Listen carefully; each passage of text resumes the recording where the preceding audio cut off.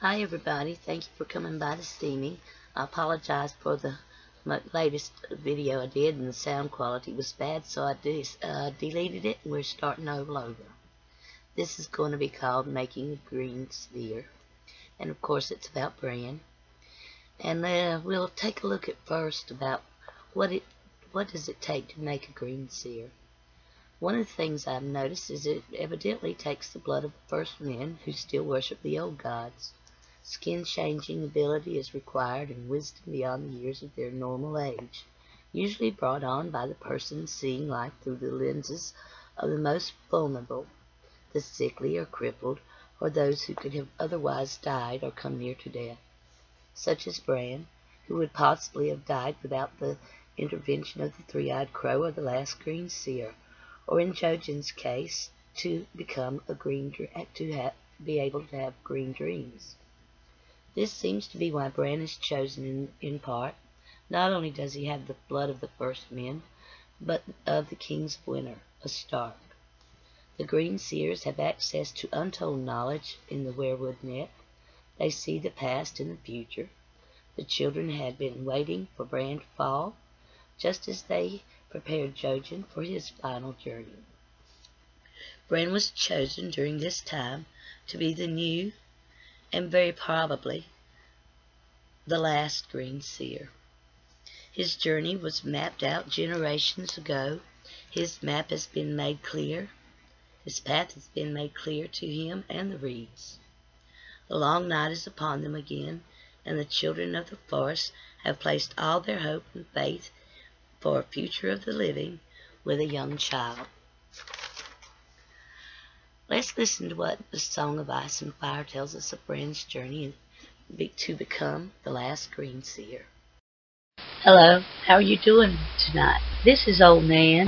Thank you for showing up and watching this. Today we're going to be doing a video on Bran, and we'll go back and read a little bit of what Old Nan says and follow him a little bit on his journey above the wall. So I hope you enjoy it and stay tuned. Here we go. Bran. Everyone knows the story about Bran. He was there at the castle with his father and the family at Winterfell. The king and his entourage decided to show up at Winterfell, so the king's wife and her brother were doing the nasty in the tower, and Bran climbed up the tower and found them. So Jaime, Queen's brother, just pushes Bran out the window. And here's what's happening while Bran is laying in there in his room unconscious. Didn't kill him, but he's in his room unconscious. And let's see. While he was laying unconscious after falling, he dreamed of the three-eyed crow. Crow says, "Not cry, fly." In his dream, Bran asks the crow for help, and the crow answers, "I'm trying." And he says, "It's a dream, crow. I can't fly." And the crow says, "Is it a dream?" Bran thinks, "I'll wake up when I hit the ground." And the crow tells him, "You'll die when you hit the ground. I told you the answer is flying, not crying. How hard can it be? I'm doing it right now." Bran says, "Well, you have wings. Maybe you do too. There are different kinds of wings." And Bran starts to remember why and how he fell, and the crow tells him, says, "Not that, forget that. You do not need it now. Put it aside, put it away." So everyone thinks Bran has forgotten it, and maybe in his conscious mind he has, but it's in his subconscious. And the crow told him to put it away. So that lets you know that at some point in time, the truth of what happened to this child is eventually going to come out. That's just, to me, it seems like the way that George R. Martin does things. He says, "What are you doing to me?" And the crow tells him, "I'm teaching you to fly. You're flying now. Every flight begins with a fall. Look down." Bran sees beyond Winterfell, far to the land of always winter. Crow says, "Now you know why you must live." Bran tells Old Nan of his dream, and she says when he wakes up, she tells him that all crows are liars. And then Bran makes the trip. His brother and his family goes to King's Landing. His father gets his head cut off eventually. His brother goes to war. His mother and brother are killed. Theon takes Winterfell as home. He escapes with his smaller brother Rickon and Osha, a serving girl there, one of the wildling serving girls at the castle, Hodor. And in the book, Jojen and Mira are already with him at Winterfell, and they join him along on this trip. They escape from Theon, and we'll leave Winterfell alone for right now. Needless to say, they make it to the wall. They run into Sam and Gilly, who helps them get through the wall through a secret door that only the Knights Brotherhood men can use. So events have led Gilly and Sam to the other side of the wall at the exact time, at the exact place when Bran and his party would be there, with Summer, his diary. So when he gets on the other side, Sam tells him about Cold Hands. And Cold Hands is a really mysterious fella there. He's a ranger. He's dressed all in black. They call him Cold Hands. He's pale. His hands are black as iron and just as hard and cold as iron. He was wrapped in layers of wool and boiled leather and ring mail. His features were shattered by the hood of his cloak, and the black woolen scarf was about the lower half of his face. He did not eat, he did not sleep, he did not breathe, and no frost coming from his mouth, put it that way. He wore black of the Black Watch as a black brother, and they believe that in their mind, they're thinking, is he dead or what? So he's traveling on this really huge, it's an elk. And Jojen, he's the little guy, the kid from the Crannock, him and Mira. And the Crannock people, they still go by the old ways. They still worship all of them worship the old god. But the other ones have forgotten. They have forgotten the old gods, most everyone. Not all of the old gods, but the old ways of worshiping. And the Crannock men at the neck still worship in the old way. So Jojen has green dreams, and he's the one leading Bran to this three-eyed raven above the wall. His sister Mira, she is a good little hunter and scout. She's good with her frog spear. I guess it's a frog gig is what we would call it. But she's good with that, and she's good catching game and fish, and she keeps them fed, and they keep going. And this ranger, he goes with them. They have Summer, and Tower and Jon by, and one of the wildlings shot him when he was helping Jon. And Hodor. And Hodor is really, he's almost a giant. He's huge.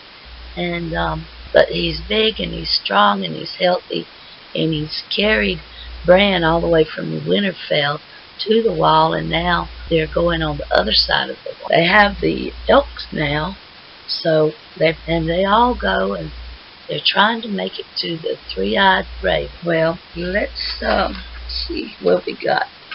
The raven, when you see the elk and the ranger, they have ravens around them. And on their track, there's usually a half a dozen on them in the daytime around them. Some of them going behind them, keep guard from behind. Some watch ahead, and some ride on the antlers of this giant elk. And they all return at night. So when the sun goes down, they stay on the sky on the nights until every branch of every tree is thick with them for yards around. They're protecting them at night, because that's when the White Walkers walk. Some flew and whispered into the ranger's ear, and he seemed to understand what they were saying. They were his ears and his eyes. They scouted for him and whispered any dangers ahead or behind. They have a good little time trying to get to the three-eyed raven. Now, Bran, every once in a while, Bran tried at the wall, when he come up on Jon and the wildlings, he had to keep Hodor quiet.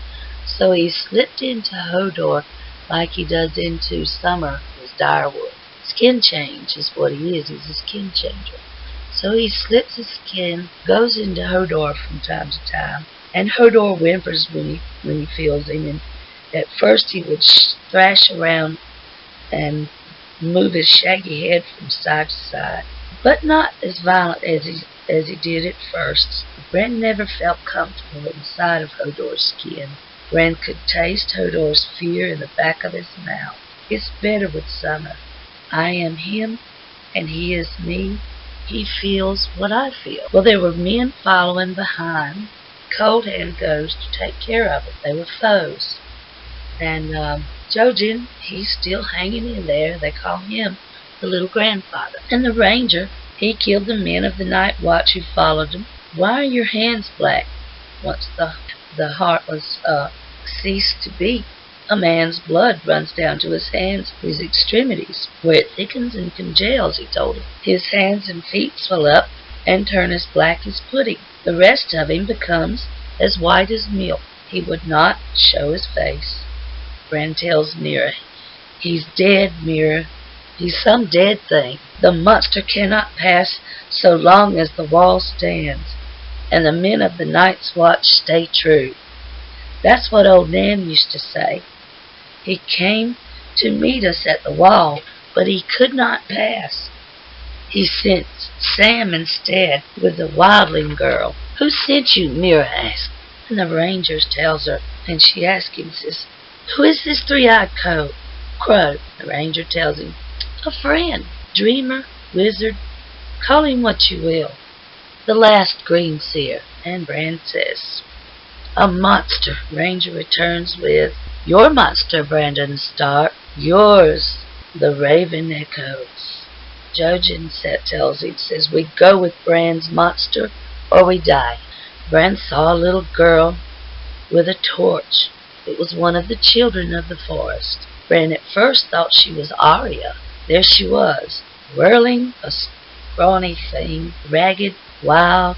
Her hair was tangled. The Arya thing stood over them. The Arya thing. Fire burns them. Fire is always hungry, Bran recalls. She is the children of the forest. They finally get there. They kill the ones from the behind, and the ranger comes back, and they start really questioning that ranger.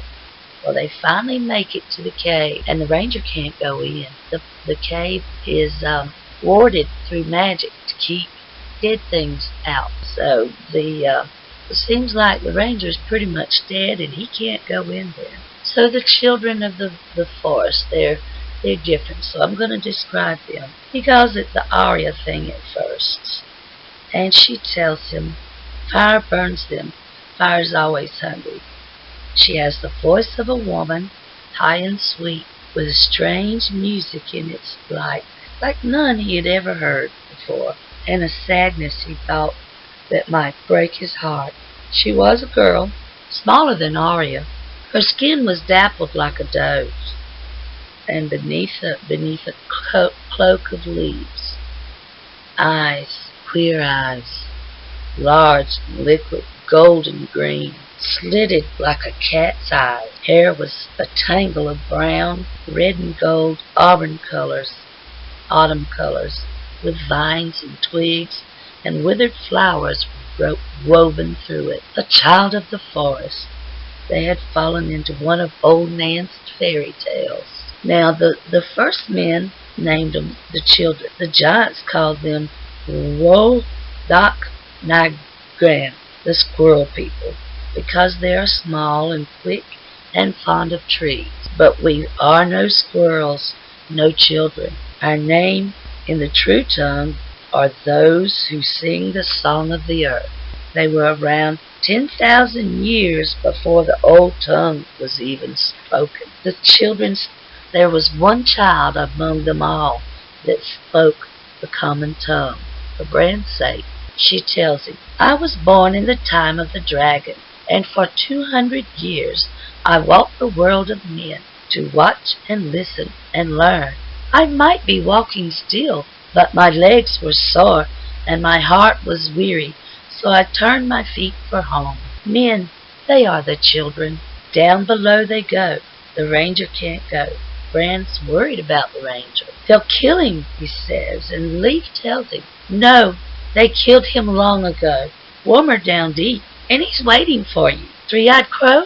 The Greenseer. The last Greenseer it was. The very last one. And he was a thin man. He was a man of the Night's Watch at one time. A thin white root grew from an empty eye socket down his cheek and into his neck. Once a crow, a brother of the Night's Watch, black of garb and black of blood.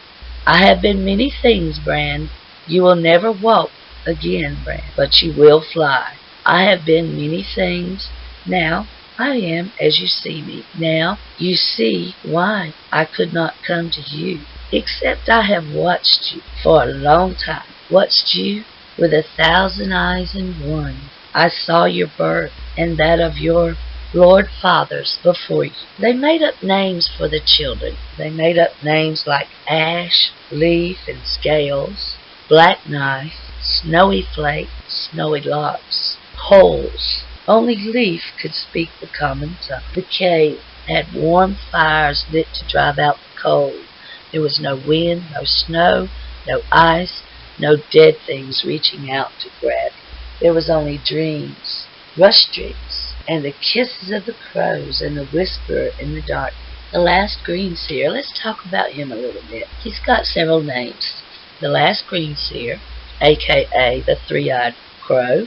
Brendan, most of him was grown into the tree, like a nail that's covered over where the tree has grown over it. He's grown into the tree, literally. He lived beyond his mortal span, and yet he lingers. For us, for you, for the realm of men, little strength remains in his flesh. He has 1,000 eyes and one, but there is much to watch. And the child Leaf tells Bran, one day you will know. What do trees remember? Jojen says, the secret of the old god, truth. The first men knew, forgotten at Winterfell, but not in the wet world. Earth, water, soil, and stone, oaks and elms and willows were here before us, and they will be here after us, Mira says, and so will you, talking to Bran. It is given to only a few to drink that green fountain while still immortal and see as the trees see, as the gods see. Most are not so blessed. The gods gave Jojen only green dreams. My task was to get you here, he tells him. My part in this is done. Mira, Jojen went wandering in the dark tunnels that were below the tree. There was a cavern, dark tunnel, a river, an underground river. So there was plenty of water and there was blind fish.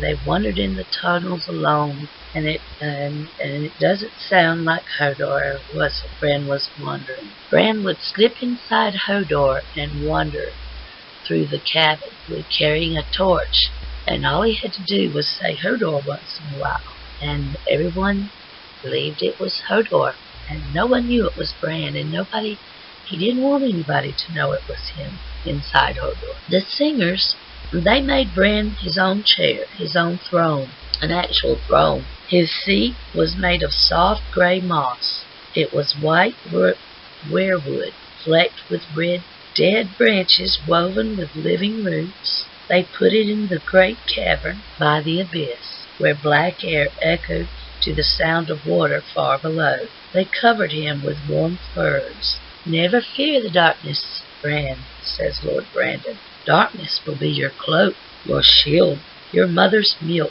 Darkness will make you strong. Flying is even better than climbing, Bran discovers. Yes, he changes his skin for a raven's feathers. It had been harder than for summer, but not as hard as Bran feared. The song of the river grew louder. Torches burned brighter, and the air was full of strange things. Before long he was flying. Then he was not alone. There was a girl inside the raven with him, a woman of those who sing the song of the earth. She is long dead, yet a part of her remains, just as a part of you would remain in summer if Bran died. Or maybe, that's what Greenseer tells him. It was the singers who taught men to send messages by raven. But in those days, the ravens would speak the words. Old Nan had told him the same stories. The same stories. And Old Nan's stories must be pretty close to being true. Dreams become lessons, lessons become dreams. Only one man in 1,000 are born a skin changer. And only one skin changer in 1,000 will be a Greenseer. Eyes red as blood or green as grass is what marks the Greenseers. The chosen ones are not robust, and their quick years upon the earth few, for every song must have its balance. But once inside the wood they linger, long and deep, 1,000 eyes, 100 skin, wisdom deep as the roots of ancient trees. Greenseers, Jojen explains, a reader lives 1,000 lives. The man who never reads only has one life. The singers of the forest had no books, no ink, no parchment, no written language. Instead, they had the trees. When they died, they went into the wood, into the leaf, limb, roots, and the trees remembered all their songs and spells, histories and prayers, everything they knew about the world. The maesters say werewoods are sacred to the old god. The singers believe the werewoods are the old god. When singers die, they become part of that godhood. And Bran says, they're going to kill me? No, Mira tells him. Getting worried. All right. And Summer goes outside the cave. And Bran slips inside him and goes outside with him sometimes. Dead animals walking. Crows dead watching. Snow bears dead watching. Summer and his pack, they kill the bear. The bear is dead, but it's still watching. Face is half torn apart. The crows out there, some of them on the outside, are dead crows, but they still fly. Inside the cave, they had goats and cheese, mushrooms and fish, oats and barley corn. Almost every day they ate blood stew. Mira said the meat was rat. The children, the little wise men of the forest, large eyes, large cat eyes, and only 3 fingers, and a thumb with sharp black claws instead of nails. They had no problem getting around. The children did sing. They sang in the true tongue, so Bran couldn't understand. Most had already gone down into the earth, into stones and trees. All Westeros was their home before the first men. That was their sun rising in the dawn of day. Now it sinks. And this is our dwindling. This is their dwindling. The giants are almost gone. The giants were the bane and the brother of the children of the forest. Now Brandon was the broken boy. Brandon of House Stark, prince of a lost kingdom, lord of a burned castle, heir to ruins. Bran thinks this to himself more than once. Sometimes he has a tendency to get on a pity party. It's time, the Greenseer says. He says, what? It's time to go beyond skin changer, to be a Greenseer. The trees will teach you. The trees, remember. Bran went into the roots with his mind, like he does with Summer. Into the werewood. He became the tree. Bran was back home, watching his father at the God's Woods, in front of the werewood, cleaning his sword. Bran whispers, Winterfell. And Lord Eddard Stark asks, who's there? What? That was the past, Lord Brendan tells him, the Greenseer tells him. Time is different for a tree than for a man. The past remains the past. Bran dreams he's at Winterfell in the Godswood with his father. He is there. He has several of these visions or dreams, he thinks. He's not aware that they actually are things of the past. So right now he's still having a look into the past. And he sees his father. Let them grow up close as brothers, with only love between them. And let my lady wife find it in her heart to forgive.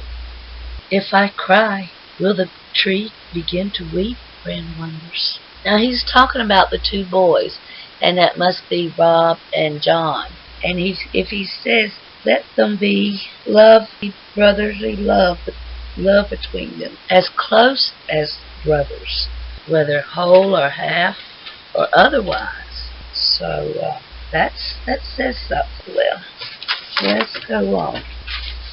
Another vision in his dreams through the weirwood. Now 2 children dance across in the morning sun, hooting and hollering at one another as they dueled with each other with broken branches. The girl is older and taller of the 2. Arya, Bran